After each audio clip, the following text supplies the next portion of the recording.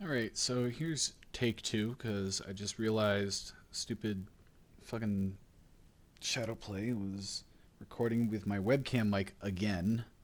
I gotta go into the software and figure out how to make my headset mic my default. But anyway, let's get into this. What I'm going to do first is I'm going to start with the FX and find, because I know I backed up in this video. Alright, so yeah, so like right here is where I'm standing still. So I'm going to go into effects. I'm going to add effect. I'm going to use the zoom effect.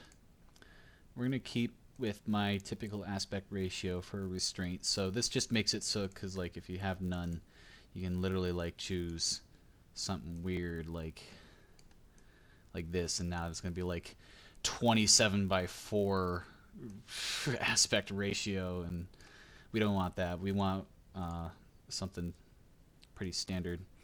So yeah, let's just, and all I'm going to do is I'm going to pull up on here, and you'll notice in the video that I was backed up intentionally so I could, and I had the warm map up closer towards the top, because what I wanted to do was kind of crop out the box and my character's hands, and I guess it would also work even if you had the UI up, because most of the UI is over here along the bottom, stuff like that, but it doesn't matter.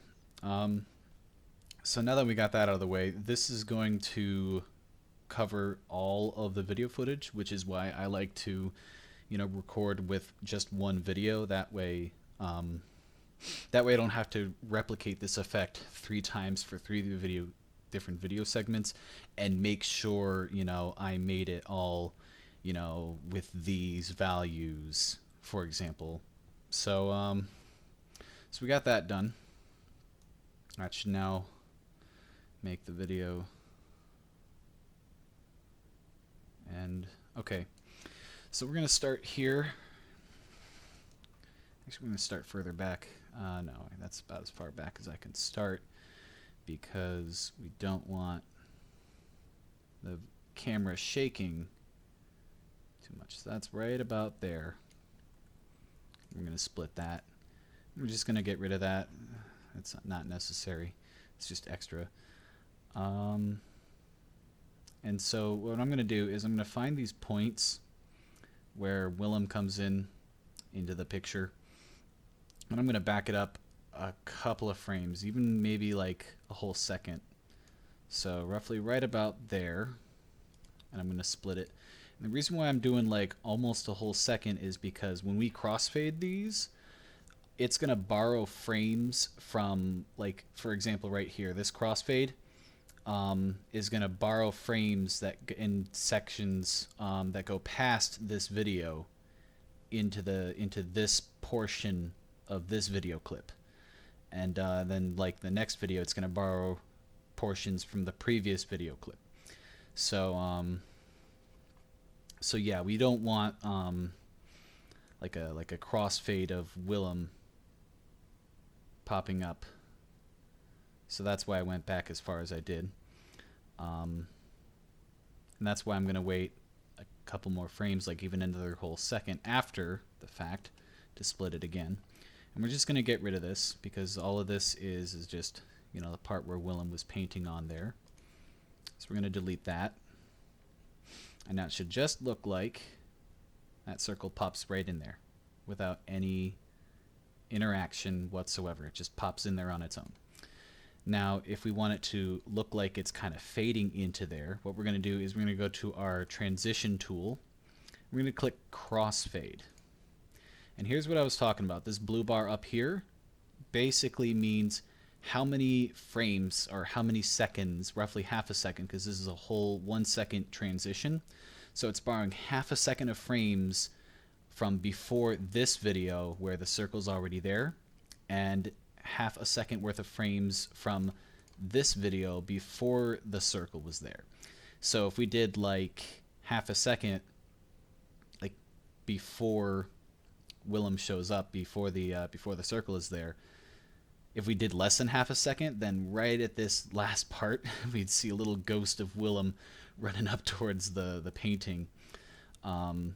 So without that there, without with enough space before and after, now we've got this smooth transition that just looks like the circle just appears on the war map all on its own, just fades into existence.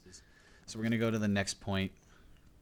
I'm probably just going to cut the video footage here and just show you the end product after I'm done. But just in case I think of anything interesting to say, I guess I'm going to keep talking for the sake of the editing process of this video that I'm making right now as I record it. And then we're going to do the same thing. 1 second crossfade. So remember, it's crossfade, and you can play around with any of these other ones like fade, just so you know what we're getting into. I guess I'll play around with some. But fade means it fades to black and then fades to the next.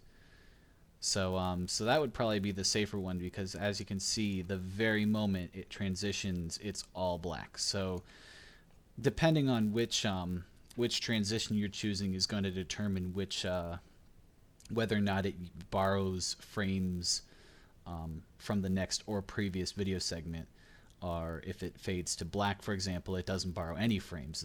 It's just all these frames from this video segment as it fades to black, and then all these frames from this video segment as it fades back in from black. And oh, okay, so the ones that are like dissolve and dissolve rough and stuff like that, those are the ones that are going to be borrowing frames. As you can see, just barely fading in from this one to that one. And the dissolve is kind of cool too. Just looks like this huge, like, oh, actually, I actually kind of like that one. I think we're going to keep that one. All right, and we'll move on to the third one. And so now that I've gotten this shortened down to 5 seconds, let's take a look at it. All right. Oh yeah, I forgot.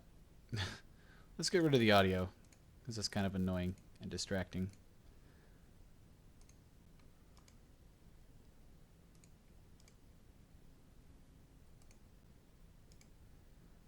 You got to remember that, because if you look here, the audio is also going to carry through with the transition. So you don't want to get rid of the audio, or make sure that you're okay with having audio overlapping each other during these transition periods. All right, so let's take a look at the final product.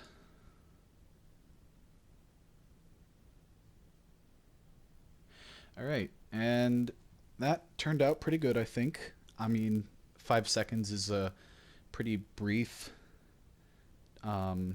video clip, but I mean, you always have the freedom. As long as you've recorded with enough time left in, you always have the freedom to extend this to, say, 10 or 15 seconds, or however long you want that you have the footage for. So my recommendation is to play around with the effects tool and play around with the transitions tool. Some of my favorite effects are, of course, like the green screen, although I do use the zoom a lot. I do occasionally use the motion. Although if you're going to use a couple of these effects, it does kind of matter the order in which you use them in. So if you use position and then scale, it's like, I don't know, I would often probably end up using scale first, and then something like zoom or in position or motion or anything like that. So just be wary of that. There's a lot of transitions to choose from, but obviously these fades are gonna be your favorite, your most used, your most preferred. If you have any other questions or ideas for transitions or effects that you want in any of your videos, and you're not sure how to go about it, don't be afraid to ask. And yeah, take it easy.